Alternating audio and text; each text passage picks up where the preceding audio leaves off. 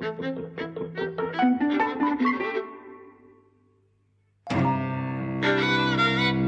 and welcome to Eavesdropping at the Movies. I'm Mike. And I'm Jose.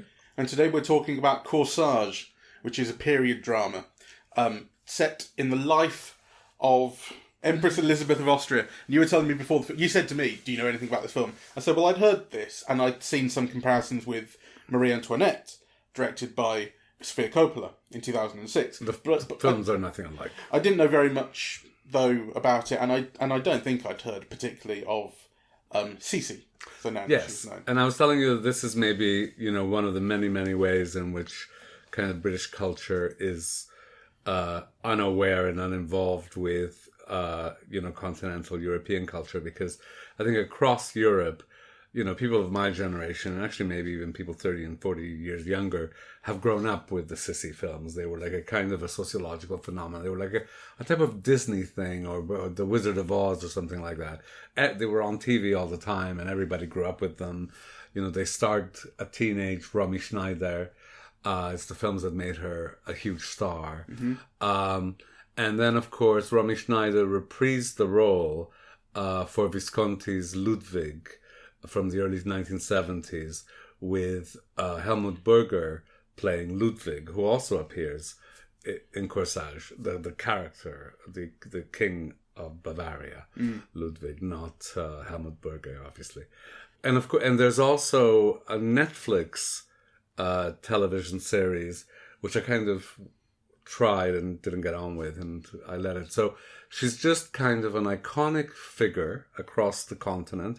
If you go to Vienna, everything is Sissi, right? Yeah. I went there with Nikki. We went to Hofburg Palace, which is, one of the locations for the film.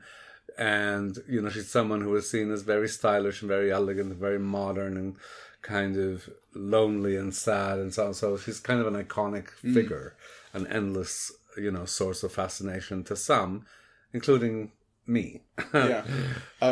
She was Empress of Austria and also Queen of Hungary when the dual kingdom of Austria-Hungary came into being in 1867. This film is set 10 years after that, on her 40th birthday. It starts on her 40th birthday in 1877, and then we essentially see a year of her life. And it's a year in which she's someone for whom beauty is very important, and the way in which she's seen is very important. Her job, essentially, is to bear heirs to the throne and be seen. Yeah, to represent. And hitting 40... that's both parts come into focus. She says at one point, "I'm too old for another child," and the focus on how she's seen, her beauty, what she thinks of how she's seen, and that sort of thing it's constant throughout the film. It's changing as she gets older. She's no longer 20. Well, there's a line where she says that everything begins to disappear or dissolve after 40. Yeah, that kind of. And there's another line which says, the average age of death in your kingdom is 40. Yes. Yeah, so women's average, the age at which the average woman in the Austro-Hungarian Empire died was 40 in that period. Yeah, so, the doctor tells her that as one of his reassuring... Yes. He's constantly telling her things like, you should be grateful. She's trying to kill herself. Spoiler, I guess. She tries to kill herself at one point, and she winds up with nothing more than a hairline fracture of her calf, I think. And the doctor says, your good health should be a sign from God of how much he favours you, something along those lines. Yes. And of course, that's not how she sees it. She just tried to kill herself. He's kind of... I suppose he's... To an extent, he's kind of comic relief. Because he's kind of out of touch and not getting the point. Whereas we know her much more intimately than... He apparently does, because we're following her around for 2 hours. We know how she thinks. I really like the film. Everything feels chilly. Everything seems spied upon or seen through a window. There's that recurring image of that empty courtyard in the palace where people leave, basically. You rarely see people coming. So, she's a bulimic. She's constantly weighing herself, eating very little. She's got nothing to do. The title of the film is Corsage, which I initially didn't get, but I looked it up, and basically it means corset. Yeah, it's a German word for corset, right? And again, there are all these images of her being corseted in, and she asks for it always to be tighter, right?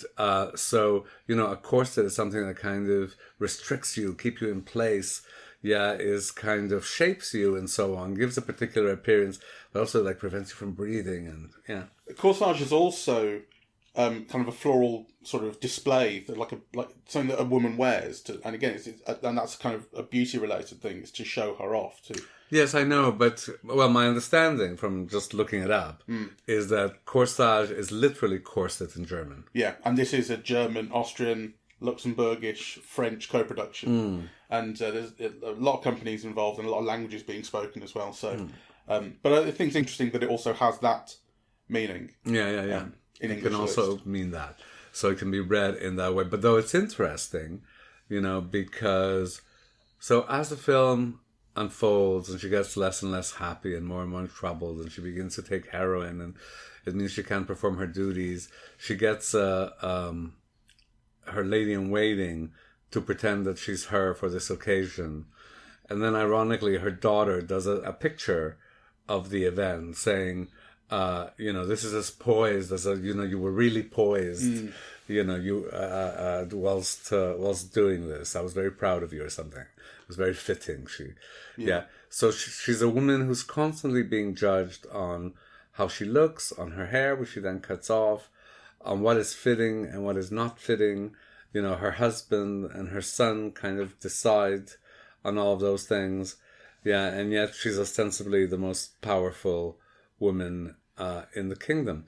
So kind of there is a real feminist thesis behind all of this, which I think is lovely to see. So she's always surrounded by women. She talks to women, and the film doesn't sentimentalize it. She often treats her mates quite poorly, right? So she's not necessarily like, a goody-goody person or anything.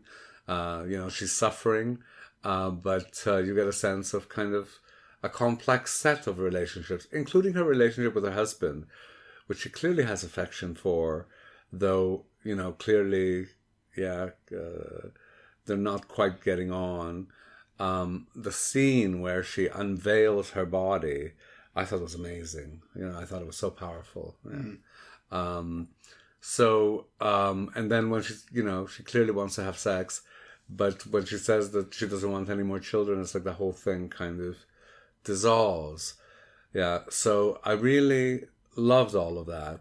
And the most amazing thing for me in the film was Vicky Krieps, who I just think, people often talk about how, the camera loves some people and it doesn't love others. And it has nothing to do with beauty necessarily, because some very unattractive people, you can't take your eyes off them, right? G. Robinson or people like that. But in this, she's both extraordinarily beautiful, I find, and also riveting. You can't stop looking at her, and she's always kind of legible, even in the opaqueness. Even what is meant to be conveyed as contradictory or opaque, or and I just loved looking at her. I thought, to me, she was the surprise of Phantom Thread. I don't think I'd seen her. It was the first a lot of people had heard of. And she was fantastic in that. And I could really tell why she wanted to play this role. She's a producer in it.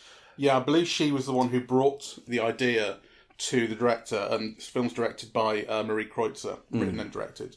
And I think they had worked together on something before that, again, I don't think it's been seen very much.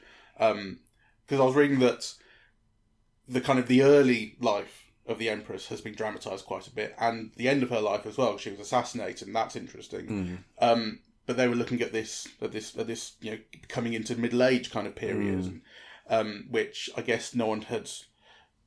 At least they had the impression no one had really shown much interest in this before, but there was something interesting to be found in it. Well, I think they've certainly made something interesting about it. About women and their representation, and their power and their voice or lack thereof, and how how age kind of incurs a loss of social value, which is tied to how women are really kind of valued largely on their looks, I mean, I think there's a more general point to make about that. I think kind of age has that effect on people at all. I certainly felt that at a certain point I became invisible, that kind of you'd walk down the street and nobody saw you, and I think that has to do with age in general. So I don't think it's just something that women suffer from, though obviously women suffer from it more and in different and particular ways. And I think the film kind of really conveys that, I think, quite powerfully, really. Oh, I didn't get on with it at all. I know. Tell me about begging for it to end. There's not a lot to say, really, because I kind of appreciate everything that you're saying. I'm glad that you liked it so much. I found so much of it kind of really one note. Like, I can see what you like about Vicky Krieps' performance.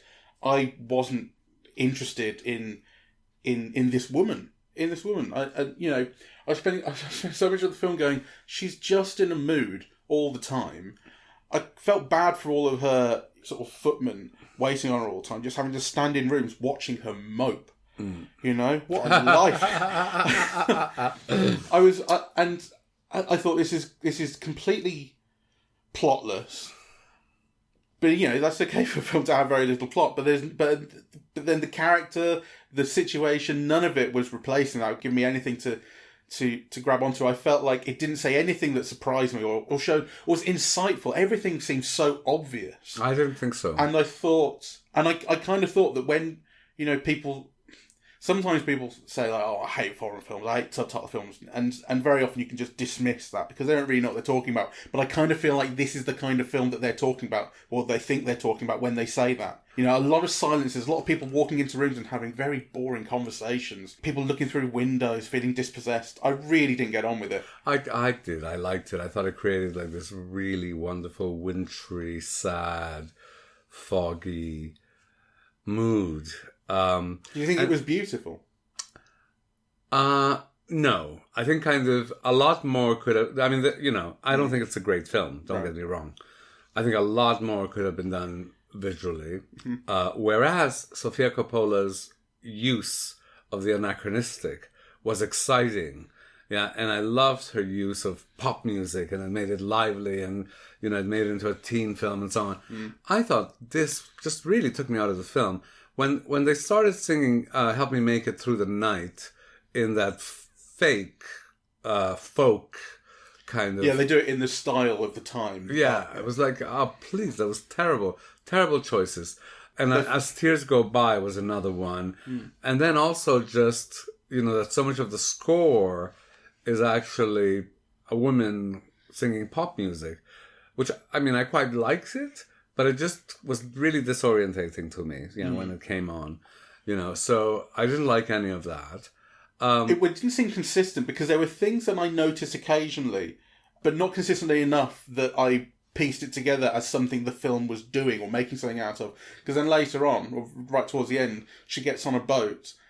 And I said to you, this boats didn't look like this at the time. And obviously I hadn't put together that the film had been doing bits and bobs, because when I think back, they'd been fencing with modern equipment, and not only with that, but in a room which had an illuminated exit sign.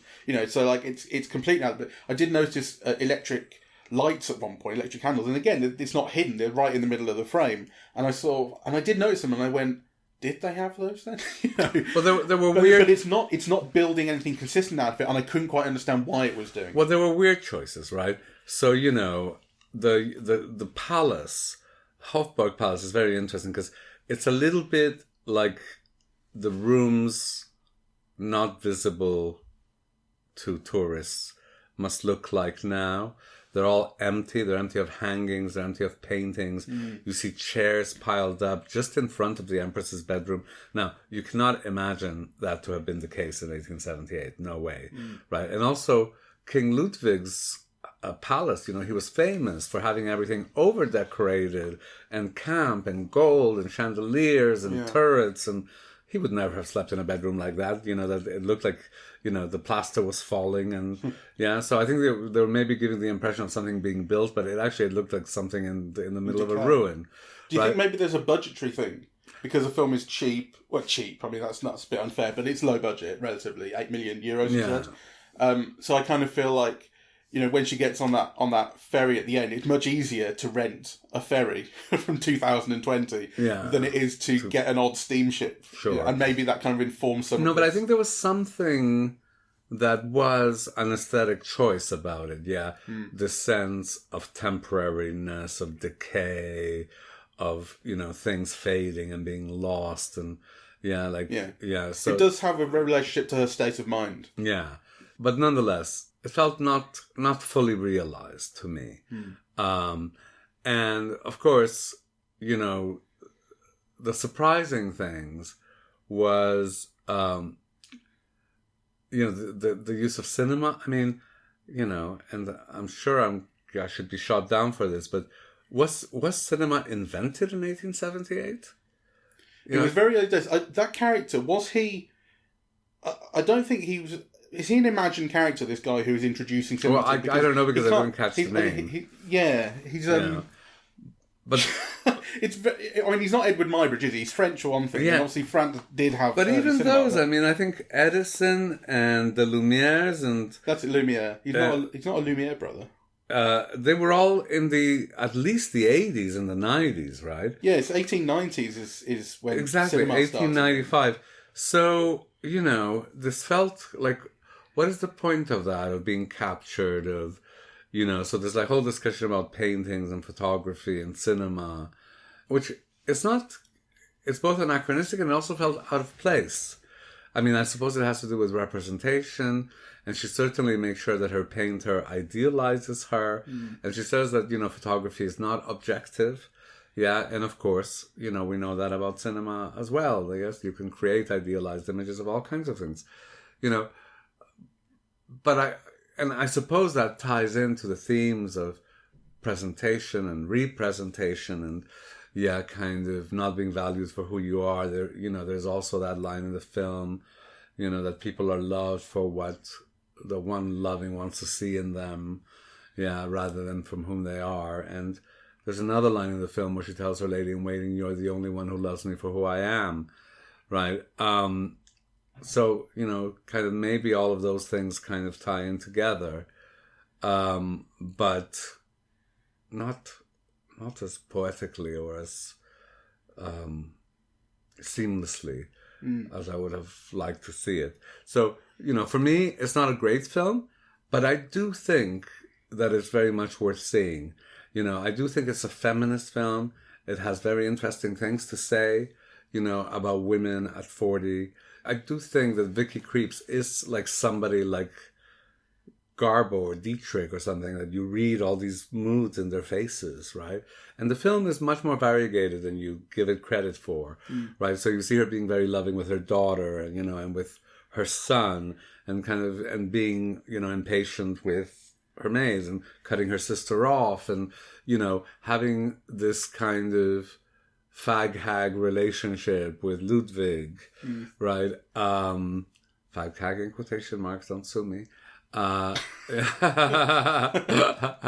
Yeah, so I think it's a really incredibly complex view of this woman. It's not just her being moody.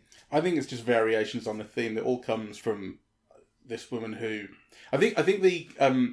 one of the main reasons that people have been trying to compare it to Marie Antoinette is that it's about a woman who's kind of not giving a fuck, right, in this position of privilege and power and wealth, but still has she has this obligation and a role, and people try and talk about her husband essentially seems to see her as a child, and she's kind of decided to not give a fuck. And the thing about here is that it's also kind of reaching 40, and with her beauty, she definitely kind of feels and knows that it's fading, or it's no longer what it was, despite the fact she's seeking kind of reassurance about it and so on.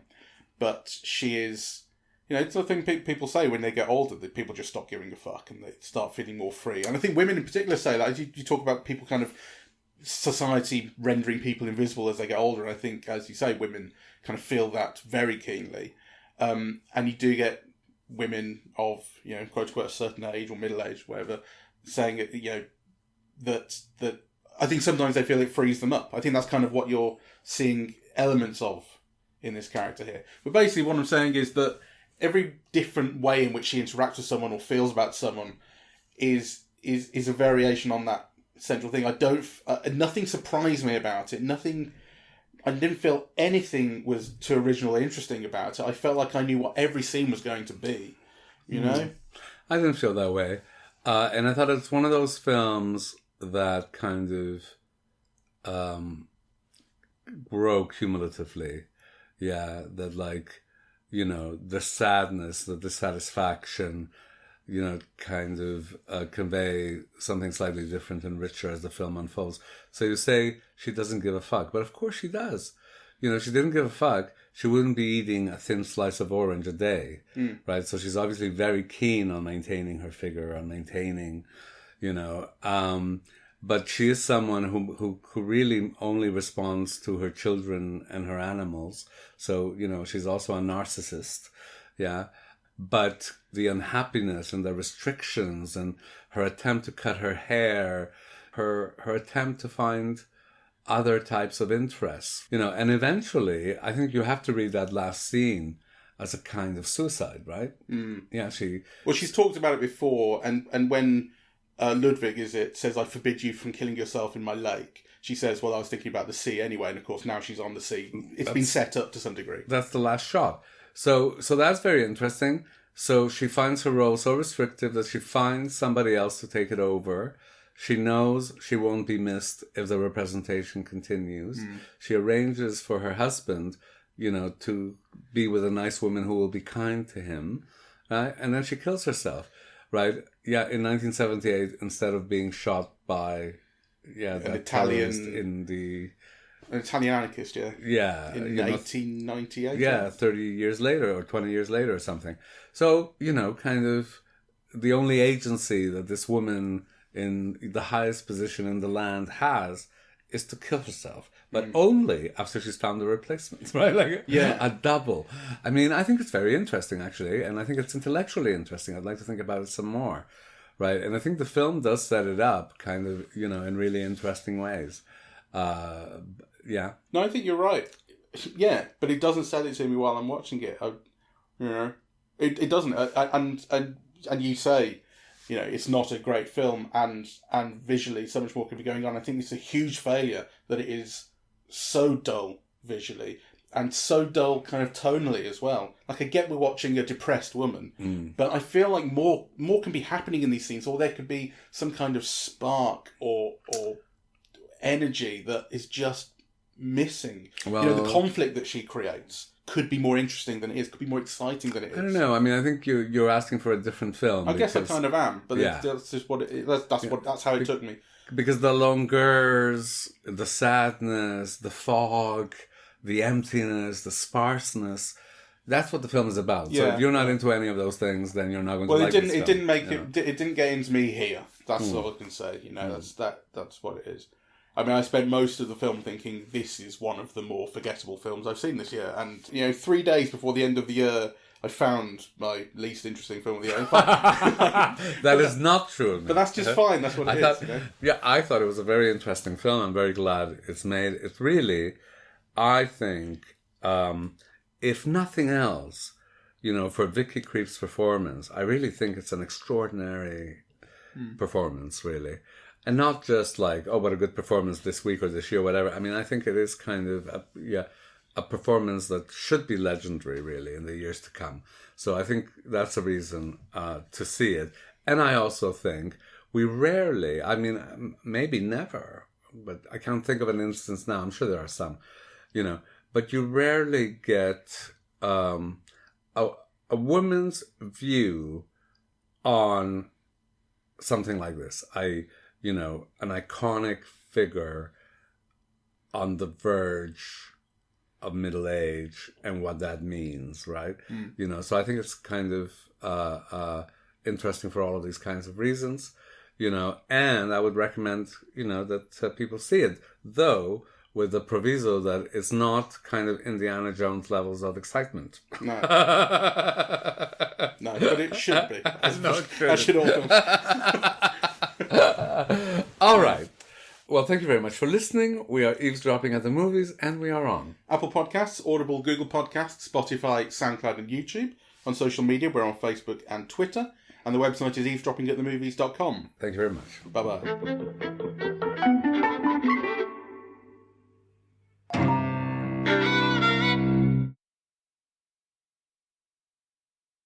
I think between us we came up with an accurate assessment.